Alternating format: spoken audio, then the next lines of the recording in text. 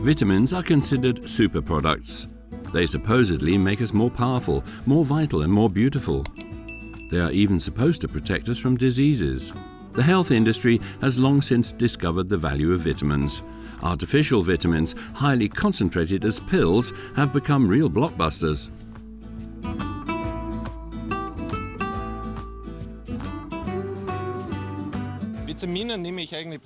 I take vitamins very often. Every day it's very important to cover your needed substances. I mustn't lack anything.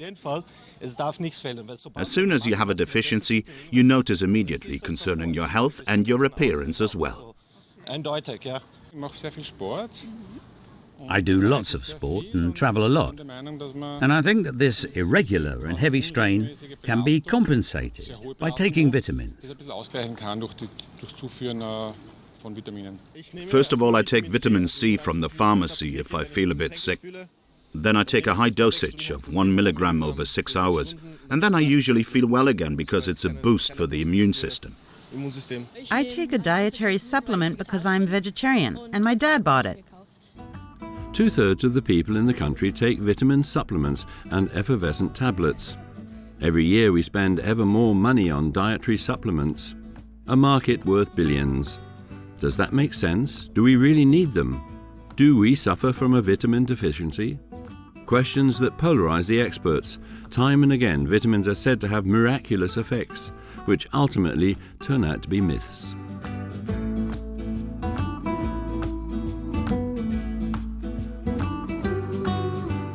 A well-known myth that still persists is that vitamin C can treat a cold, so to speak. That's not true.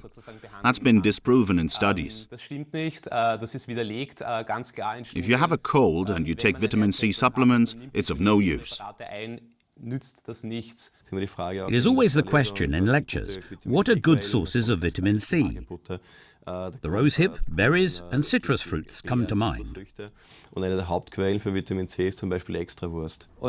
1910, a nutritionist formulated that the market for vitamins and other dietary supplements, and now I quote, is an illegitimate child of an unfortunate relationship between medicine and the market. And this unfortunate relationship must be ended, and people must be told clearly, if you have a cold or anything similar, vitamins are of no use. We don't become healthier than healthy, and there are side effects. Contrary to what their perfect image might suggest, canned vitamins can also be a danger. This can be seen in the example of artificial vitamin E. Instead of taking it naturally in the form of olive oil, many people consume artificial vitamin E every day. The fat-soluble vitamin acts as a so-called antioxidant in the body. It protects the cells from the influence of harmful molecules, so-called free radicals, which are responsible for the development of diseases. In a study, 35,500 healthy men were divided into two groups. Surprisingly, the group that took vitamin E had a much higher risk of developing prostate cancer. There was a huge outcry. The supplement market in the US collapsed, I think 25%, when it turned out that vitamin E increases overall mortality. International meta-analyses have come to the conclusion that artificially supplied vitamin E increases the mortality of consumers.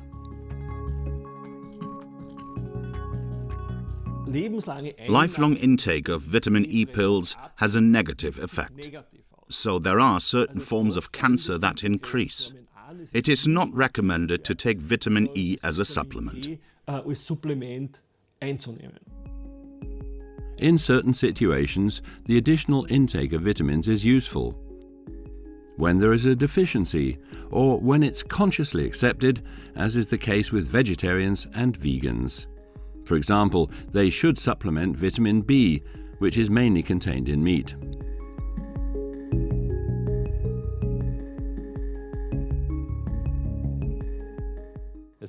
There are very few patients who have a real disease that can be cured with vitamins. These include patients with short bowel syndrome who need the vitamin intravenously, and patients with osteoporosis who need calcium and vitamin D3. There, it is a helpful and beneficial drug.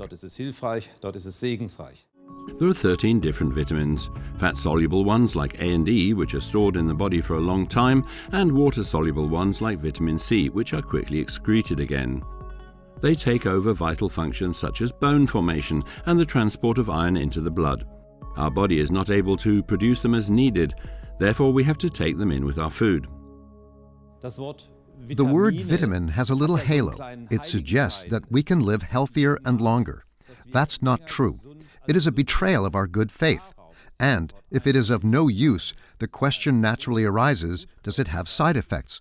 Around 1910, a nutritionist formulated in the sayings of the time that the market for vitamins and other dietary supplements, and now I quote, is an illegitimate child of an unfortunate relationship between medicine and the market. And this unfortunate relationship must be ended, and people must be told clearly, if you have a cold or anything similar, vitamins are of no use.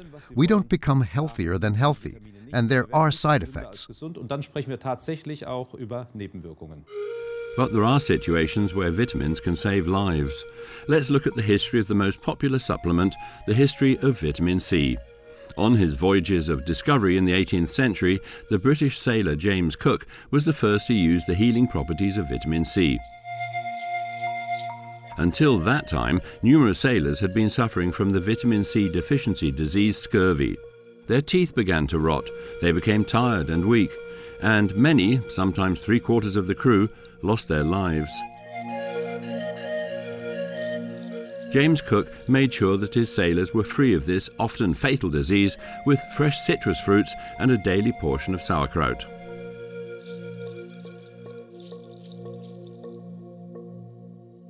The history of artificially produced vitamin C falls into the period of the world economic crisis following the 1929 stock market crash on New York's Wall Street. Many companies lost capital and orders on a massive scale.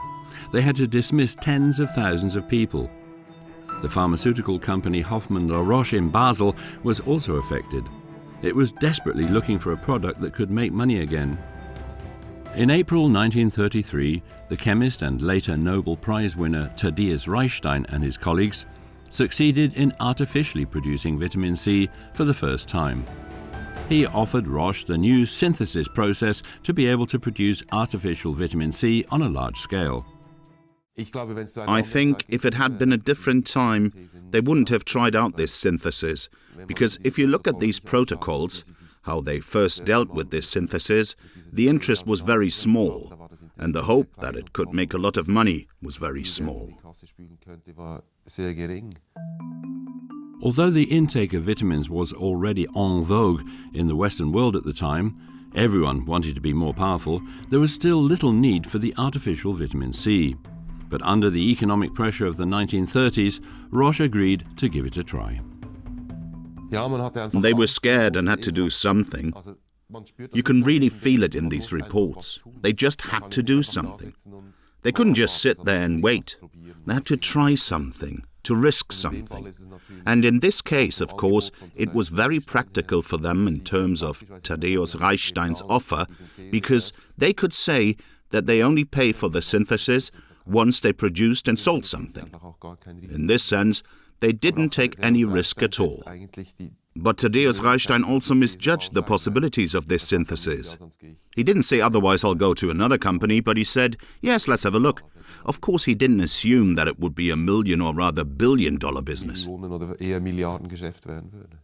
As early as 1934, Roche started producing artificial vitamin C on an industrial scale.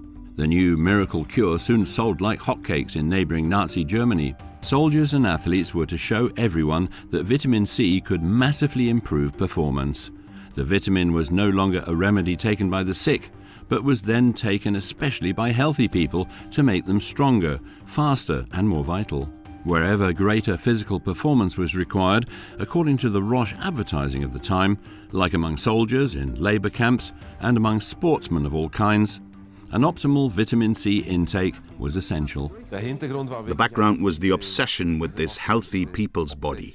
It was no longer just about the individual body. The individual body was part of the people's body, and it was everyone's duty to keep the individual body healthy, or to make it even healthier in the service of this larger common body. And so it actually became the duty of the individual to keep oneself healthy, not for oneself, but for a greater whole. And it is difficult to say why the vitamins took that role. It was simply something that was cheaply available, and that could be distributed and taken in large quantities. It tastes awful, but it is necessary to avoid vitamin deficiency. Vitamin experiments, for example on Air Force soldiers, were also carried out by renowned researchers in the Third Reich. Germany was a bit persistent. They wanted natural vitamin C, but also bought the artificial one if needed. Even in Dachau they produced vitamin C from gladiola leaves with the forced laborers, as they simply preferred natural vitamin C. With the expansion of the Second World War, more and more artificial vitamin C was produced. Tons of the white powder were delivered every month. A saturation of the market seemed to be in the far future. The most important thing in the history of vitamin C is that it's been transformed from a cure for scurvy to a performance enhancer. Although the performance-enhancing effect of vitamin C had not been scientifically proven and was highly doubted, the powder was enjoying increasing popularity. In the 1950s, it was added to chocolate. Even nylon stockings contained vitamin C to make them more supple.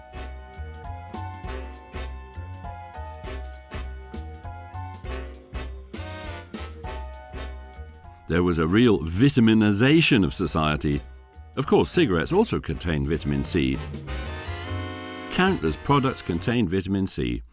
Little has changed in this respect until today.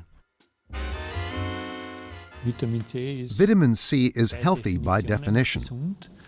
So one allows everything to be preserved with vitamin C. In white flour, for example, vitamin C is added in high doses simply to keep it white.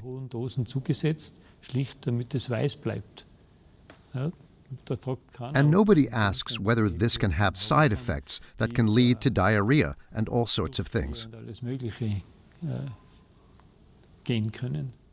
The industry is simply too strong for something simply to be reversed. And then there's always the argument, but in America, they do the same thing. The vitamania continues to progress unhindered. The purely medical need for vitamin C has long since receded into the background. In the consumer society, much greater opportunities are opening up for the artificial vitamin. It is now the neutral preservative, and under its new pseudonym E300, it is found in countless foods. Vitamin C ist in so vielen Quellen enthalten. Vitamin C is found in so many sources, animal sources, vegetable sources. It is always the question in lectures, what are good sources of vitamin C? The rosehip, berries and citrus fruits come to mind. But also sausages. Vitamin C and D are added in meat products. This means that the intake of vitamins is very good in Austria.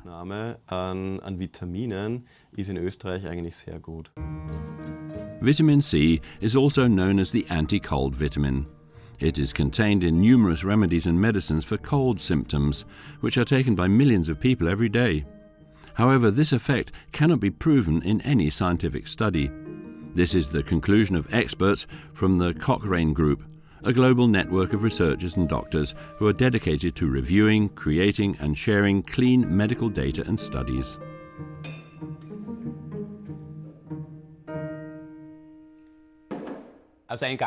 A well-known myth that still persists is that vitamin C can treat a cold, so to speak. And that's not true. That's been disproven in studies. If you have a cold and you take vitamin C supplements, it's of no use. You can take vitamin C supplements as a preventive measure for several months. Even then, you cannot prevent that you get a cold, but it seems that a cold is a bit shorter then. Es scheint so, dass die Erkältung dann ein bisschen kürzer ist. But the myth seems to be unbroken. Every year, over 120,000 tons of artificial vitamin C are produced. The results of 30 studies on the effectiveness of high-dose vitamin C, more than 200 milligrams per day, show that taking high-dose vitamin cannot reduce the frequency of colds in the normal population.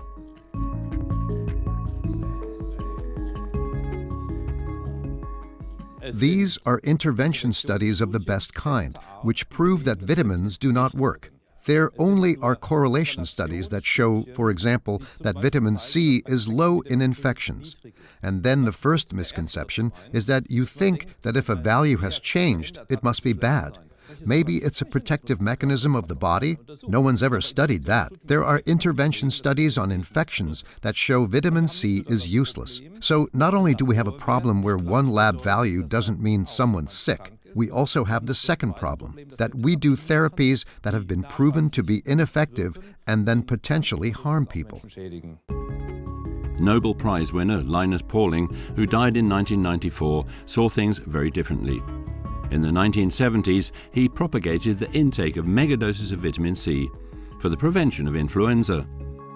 His scientific followers, such as the Viennese physician Peter Lauder, practice the so-called orthomolecular medicine founded by Pauling. They treat, for example, tumor patients with high-dose vitamins.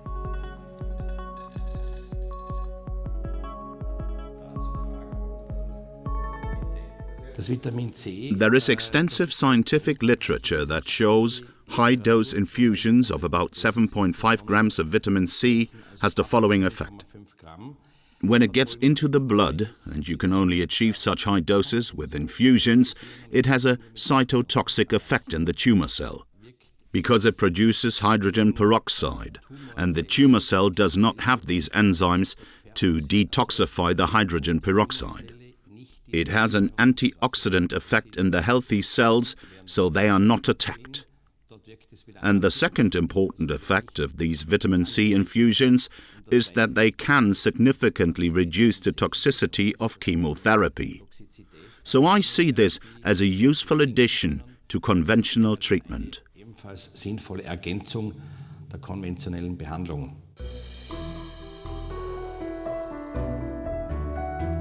For many, treatment with vitamins and micronutrients is a possible alternative to conventional drug therapy.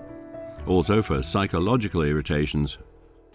Benjamin and his father have now ended up with Dr. Lauder after months of unsatisfactory therapy in a hospital. Benjamin was in a bad mental state. In the beginning, my state was bad, and with the medication, it got even worse. He was more or less a puppet, a zombie, because he was full of the worst medications, which then caused palpitations in the beginning, which were then immediately reduced again. So he was more or less a plaything. They only tried and tested. It was then said that he would have to continue to take these heavy medications for the rest of his life. And I said, no way. There must be another possibility. We'll look for it and find it. And they found one: micronutrients and vitamins.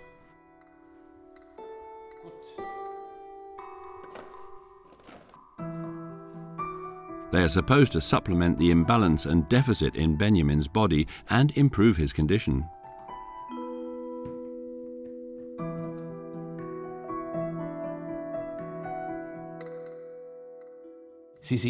Your whole organism, with all your cells, is exactly the image of what you drink, what you eat, and what you inhale.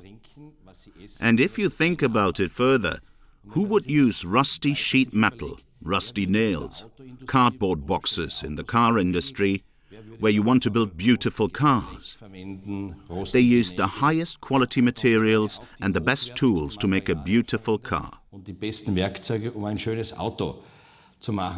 But when it comes to nutrition, and this is also one of the problems that ultimately results in the deficits, they are not optimal in terms of quality and composition. That leads to corresponding shortages.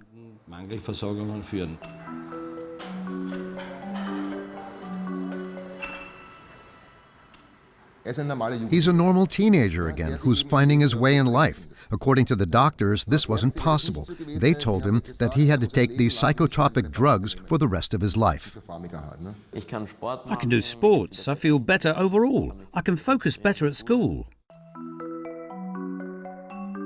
Accurate and comprehensive blood tests are the basis of therapy with high-dose vitamins.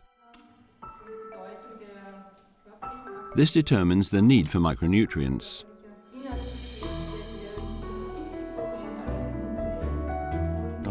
And that's why I don't think it is right to start taking compounds indiscriminately. This requires laboratory tests, because these are very complex procedures, and we can of course overdose the micronutrients like other things, with undesirable effects and consequences. Roger Schranz suffered from severe depression and now trusts in the help of high-dose micronutrients, a complementary medical treatment in addition to conventional medicine.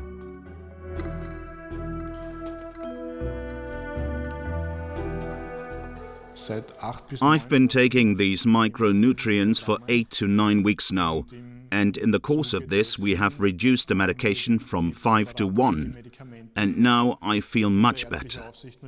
The physical complaints are less. There is no longer this restlessness, this trembling.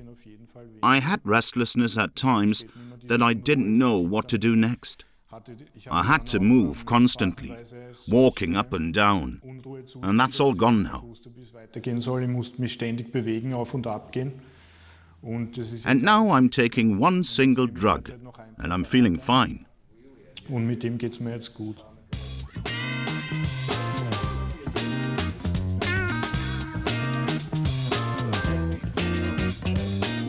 The bulk buyers of artificial additives are strength athletes. Vitamin cocktails are very popular with them. They swallow artificial vitamins and proteins to increase muscle building and achieve a better training effect.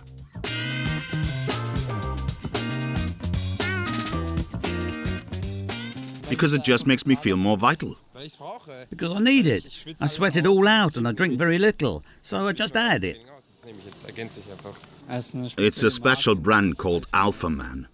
It's for competitive sportsmen. Scientists and nutrition experts at an international conference on sport and nutrition in Vienna. The experts agree additives can even have the opposite effect during training. Unfortunately, it's still in the minds of people that proteins and muscles are the same. They do correspond, but especially in weight training, people really believe that more is more, instead of less and better quality. That would actually be better for muscle building. That has not yet got around properly with many people. Anything that weighs more than 1.5 grams or significantly more is more likely to even cause damage. Protein shakes are often overdosed with the aim of getting even bigger muscles. Supplements are very easy, and the athlete's mindset is if it says on the bottle to take 1, then I'll take 2. But maybe if 2 is good, 4 will be better. But the other guy is taking 4, so maybe I should take 6. And we have this escalation, so we see reports of athletes taking sometimes 20 or 30 different supplements in a day, taking enormous doses of some supplements. Sports scientist Ron Morgan is a member of the International Olympic Committee and advises top athletes worldwide on nutrition. He warns again and again of the rampant overdose with dietary supplements.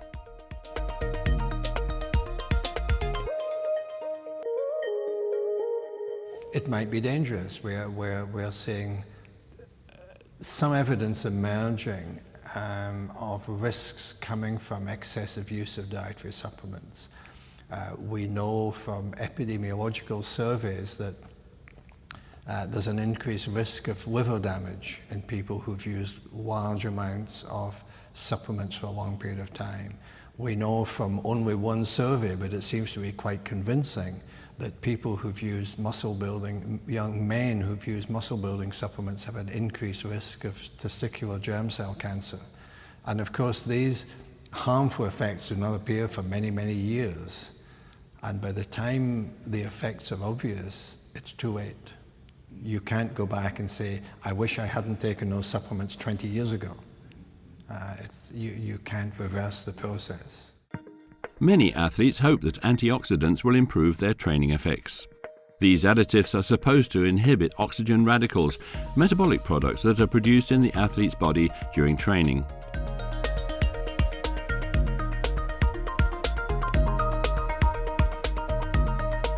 But those free radicals play many positive roles in the body. They're important signaling molecules. And perhaps suppressing them by taking antioxidants will reduce the benefits from the training.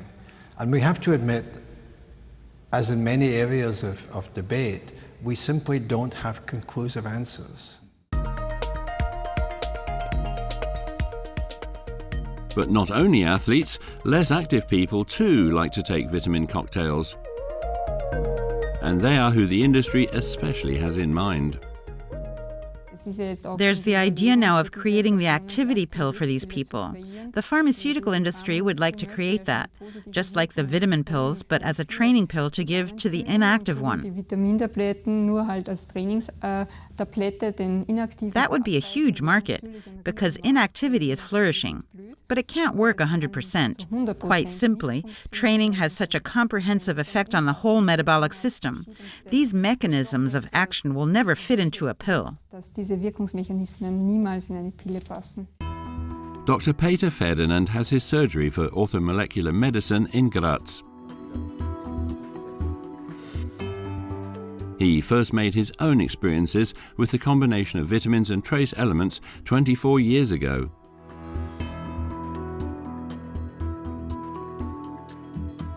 Through intensive study of cell metabolism and the biochemical control circuits of diseases, he was able to heal himself for now.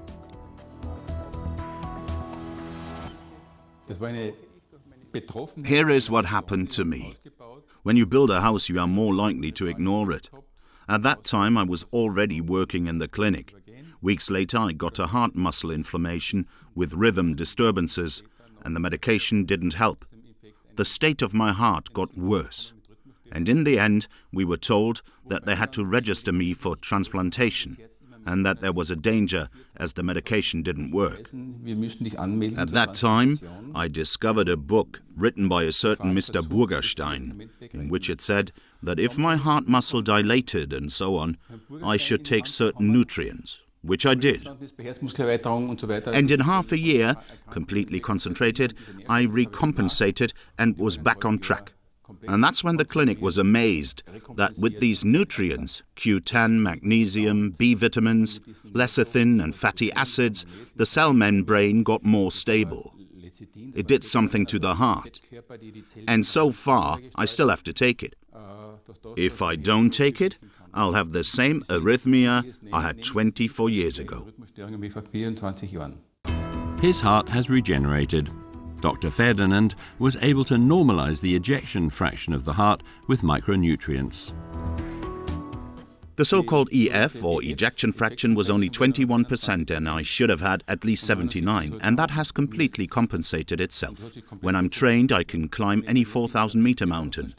I did it on night hikes. As long as I take my substances, I'm well. Substances that Dr. Ferdinand's patients also trust in. Mrs. Beck suffered from a very painful rheumatic disease. I had massive problems between the age of 17 and 20. At that time, conventional medicine gave up on me. They said, "We're sorry, you're young, but there's nothing we can do for you. You just have to accept it." A lack of nutrients was also found in Mrs. Beck, deficiencies which were replenished. Ferdinand is convinced that micronutrients can give the cell energy again. The cell gets what it needs to change what it is still capable of doing. I can no longer achieve too great a pathology with such polyarthritic fingers. But I can stabilize the joint capsule so that it doesn't produce more fluid and effusions. I can reduce the inflammation factors. In her case, even the rheumatoid factor has disappeared, which should not normally happen. But the rheumatoid factor was there. which puts us in the autoimmune process of a rheumatic event. Aber der Rheumafaktor war da. Und damit sind wir aber im Autoimmunprozess eines Rheumageschehens.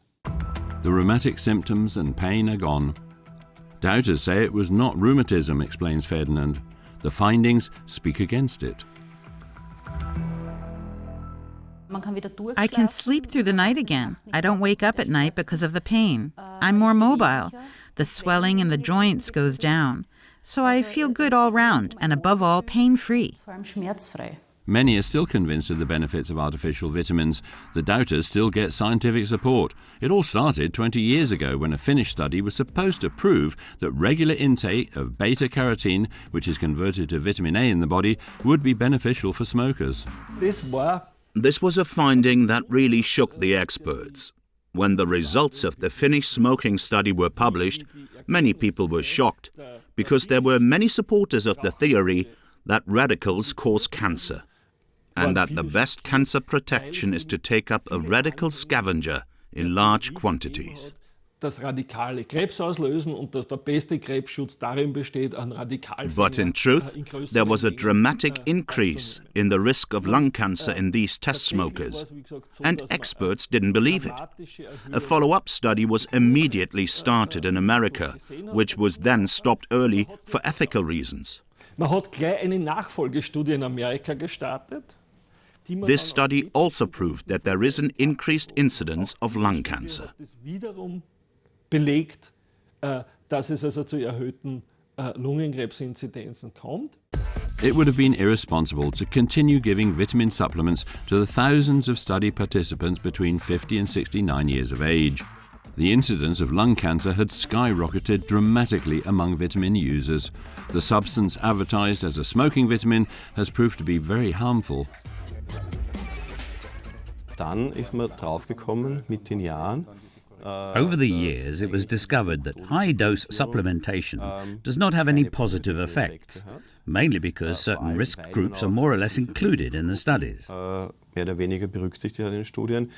In other words, heavy smokers, people who have been in contact with asbestos for a long time. So where lung damage was already present, and precisely in these people, for example, there was an increase in lung cancer mortality due to beta-carotene. For the Viennese cancer researcher Knas Müller, it's therefore clear that vitamins can also be harmful and, in high doses, even increase mortality. With certain vitamins like vitamin A and E, there is a very clear connection between vitamin and cancer.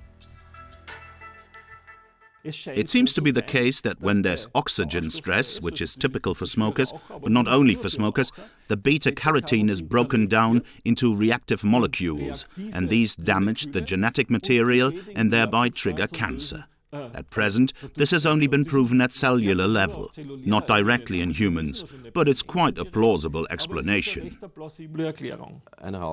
A smoker who takes up a large amount of beta-carotene in the form of a supplement is clearly at risk of getting lung cancer faster. Irrespective of these harsh study results, the production and marketing of beta-carotene and artificial vitamin A continues unhindered. The term vitamin-rich has proven to be very dangerous. As far as I know, both beta-carotene substances and vitamin A substances are sold. Back to Dr. Ferdinand's office. He sees micronutrients as an ideal support in the regeneration process of diseases and complaints. About 50 different micronutrients should be in optimal concentration in the body.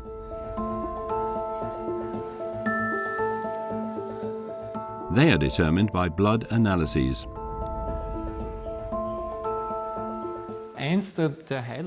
One of the highlights, I'd say, over all the years with me was that I was sitting in a plane very often due to necessary transatlantic flights, 18 hours on the plane and jet lag and whatever. And I really didn't feel well, as most people don't feel well then. So then I started with the nutrients a week before. I was told that I could take some more.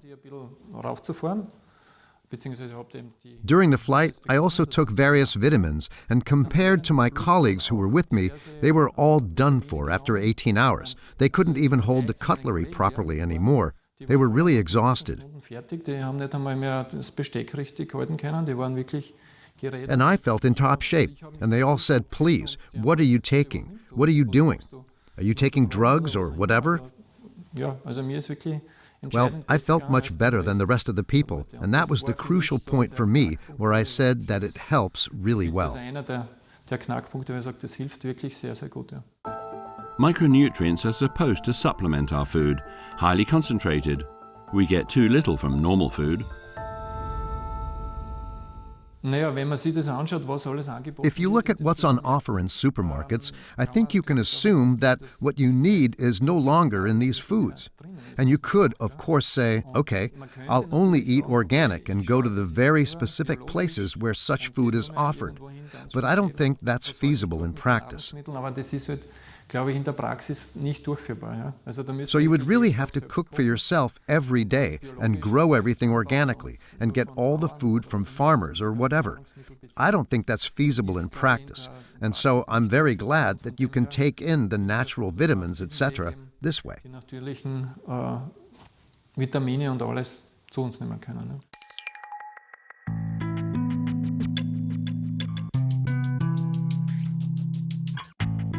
We apparently get too few vitamins, minerals and trace elements with the natural food. That is what the supporters of high-dose micronutrient therapy are convinced of. In their opinion, we're in a constant state of deficiency, with a chronic loss of vital substances which should be replenished. I also have healthy people who come and say, "I just want to have a status of how much of my necessary nutrients I have." There are some vegetarians or vegans who then claim, and I do believe them, that they eat enough. But they all have a vitamin B deficiency, a severe vitamin B3 deficiency, they have trace element deficiencies, they have a Q10 deficiency. The vitamins that I eat, and which I then lack in my blood, that is relevant for me. And I believe them when they say that they really eat healthy. But they eat far too little of what is essential in the food. Even if we consciously avoid food supplements, we can't avoid them. They are contained in all foods. There is almost no product without food supplements.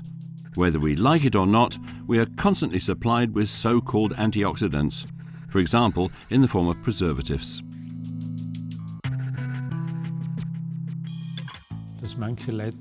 Some people don't even know what effect preservatives have in terms of antioxidant capacity. This means that most preservatives are chemically classified as antioxidants, which is something people are certainly not aware of. The vitaminization of society is progressing. Without knowing it, we always eat antioxidants as preservatives. Anyone who then takes additional antioxidants as food supplements risks a massive overdose. And once again, it's true that under certain circumstances, too many preservatives, antioxidants, can have negative side effects, such as the development of allergies and asthma, which is currently the subject of much debate as to whether some of these effects are due to the consumer behavior of the population. And that is precisely the problem that we're experiencing here today, namely that vitamins and antioxidants are cheaply available. And so, since people believe that they can do something good for their bodies and certainly won't harm themselves, they don't see the limit which they shouldn't exceed.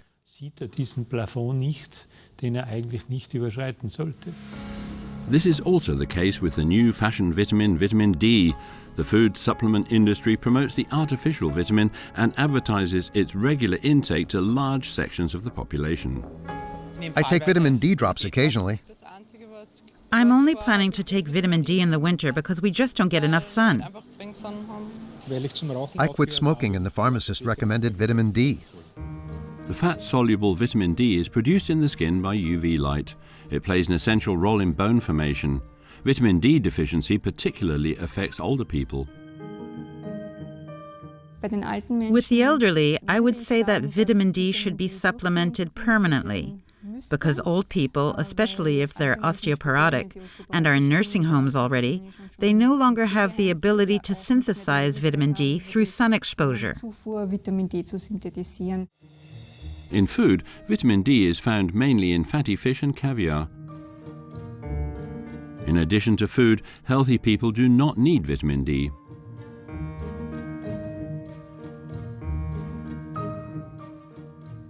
What is the driving force in the consumer society?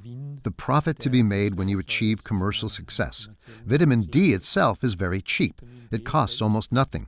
So people don't have to be told that they have to take vitamin D, but they have to know their vitamin D status, because that's the cost-intensive side of it. Sie müssen ihren Vitamin D-Status kennen, weil das ist die kostenintensive Seite dabei. A vitamin D measurement can cost 50 euros or more. This means that companies that sell such test systems are interested in having the vitamin D status measured. Ein möglichst großes Interesse in der Bevölkerung entsteht, den Vitamin D-Status messen zu lassen. This is done by setting the normal values for vitamin D relatively high, so that the population has a vitamin D deficiency among 30, 40 and 50% of older people. 50% mit einem Vitamin D-Mangel auftreten. This leads to the conclusion that it was a good idea to measure the vitamin D status, because they know they have a deficit and can then take vitamin D with a clear conscience. But you could also do that without measuring. Our body can produce vitamin D itself with the help of the sun. So if you get enough sun, you don't need to have your vitamin D level tested.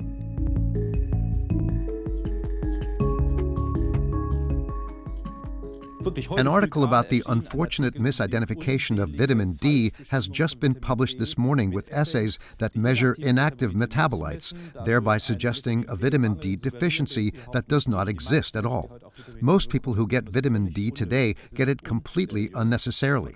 There is data that shows a connection between unnecessary vitamin D therapy and atherosclerosis, so calcification of the blood vessels or kidney stones. The fact that artificial vitamins, taken indiscriminately, do much more harm than good is shown by the latest summaries of study results with a total of 300,000 participants. There are a myriad of products with vitamins and trace elements and so on, and they're directly or indirectly advertised as prolonging your life, making you healthier, strengthening your immune system, and I don't know what other claims. And there is simply no scientific basis for these claims.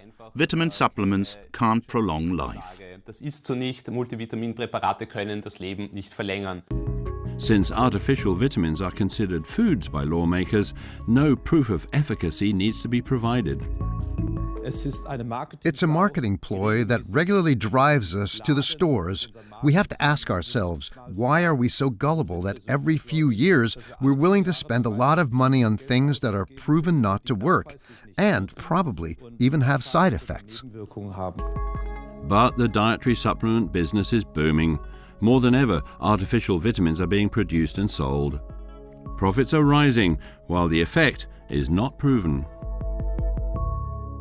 It's certainly a misconception, and this also applies to these dietary supplements, to assume that the same supplements and the same amounts of vitamins make sense for all people. Hence fruit instead of pills. We don't need artificial vitamins if we eat enough fruit and vegetables.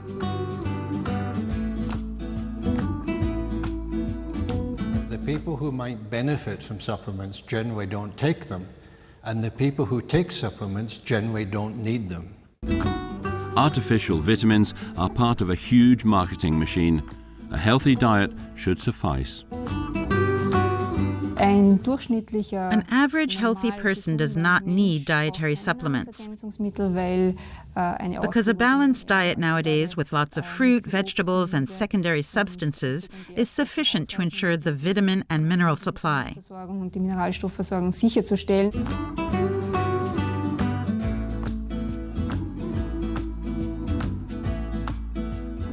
Evolution has been so brutal that if we have enough to eat, we'll never have a shortage. Nature has set things right for us.